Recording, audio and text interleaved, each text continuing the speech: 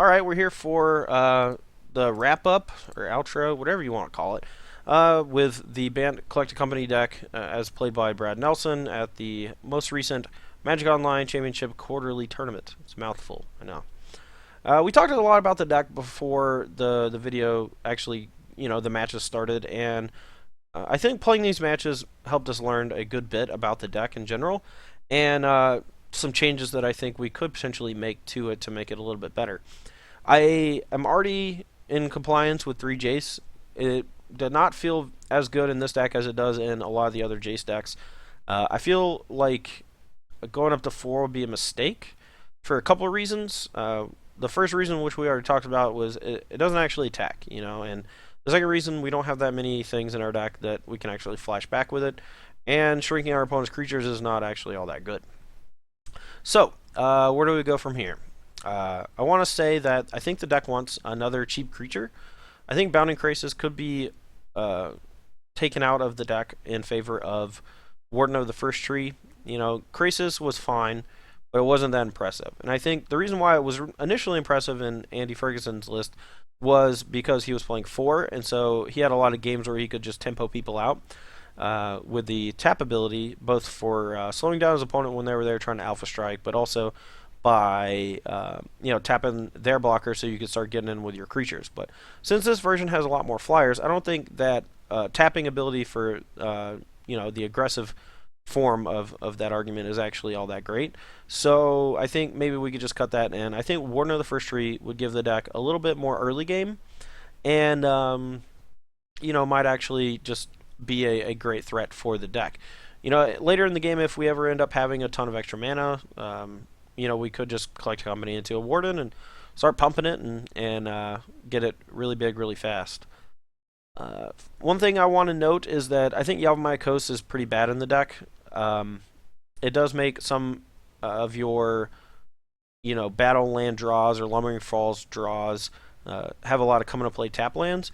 You don't want to play a deck that has you don't want to build a mana base in such a way that you have a lot of lands that check on basics like the battle lands, and then also have a bunch of these non-basics which help to quote unquote fix your colors.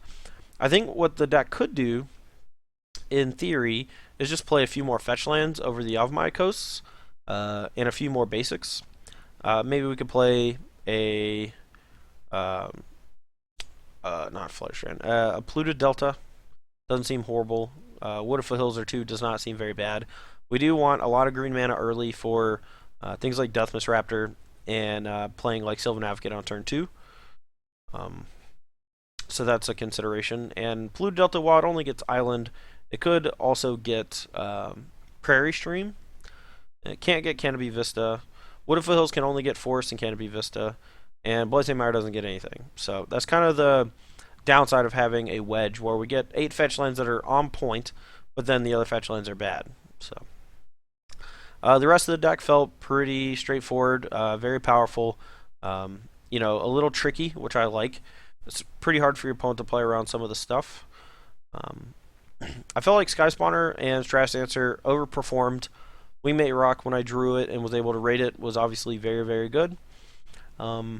But yeah, I think the only real change I would make to the deck is a little bit to the mana.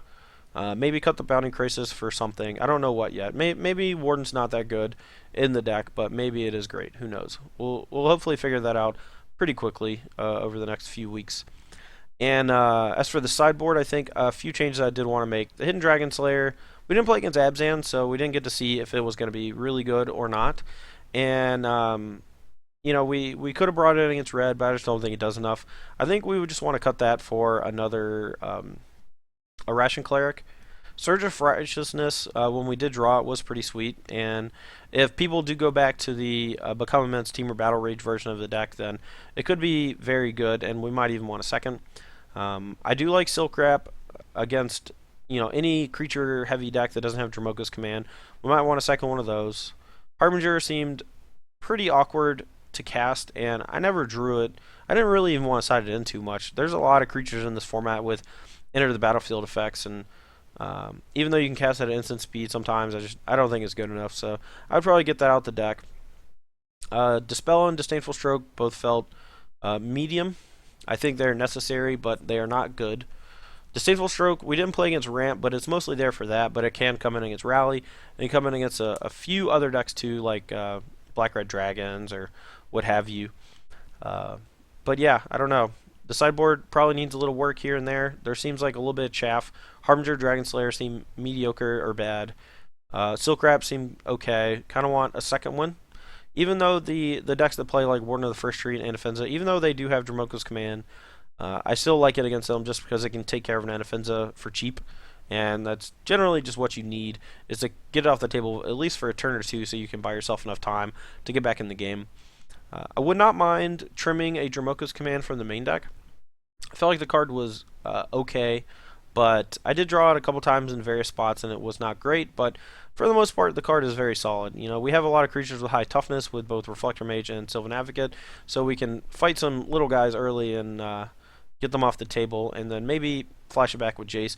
We did make that one big mistake where we didn't play the Dromoko's Command before looting with Jace, so we were unable to flip it, and I think it might have ended up winning us that game if we had done that. So that's something to keep in mind. And then, yeah, I think that's about it. Anyway, guys, it was a pretty fun video to do this deck. It is a deck that I've been playing for the last couple days, ever since I watched Brad play the mocks with it. So I definitely recommend it for your next standard event. Things may change between now and then. I will say, hands down, this is a horrible choice if you think Ramp is going to be everywhere. And it is a little weak on the draw to Abzan. Just because our removal is Dromoka's Command and not something better. If we don't draw a Reflector Mage, sometimes we just get run over.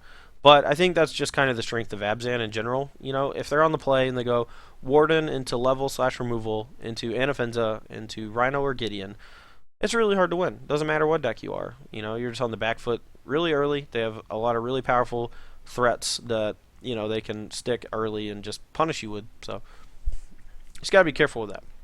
Anyway, it's going to be all for me. Thanks for watching this Magic Online video. I'm Todd Anderson for Star City Games, and we'll see you soon.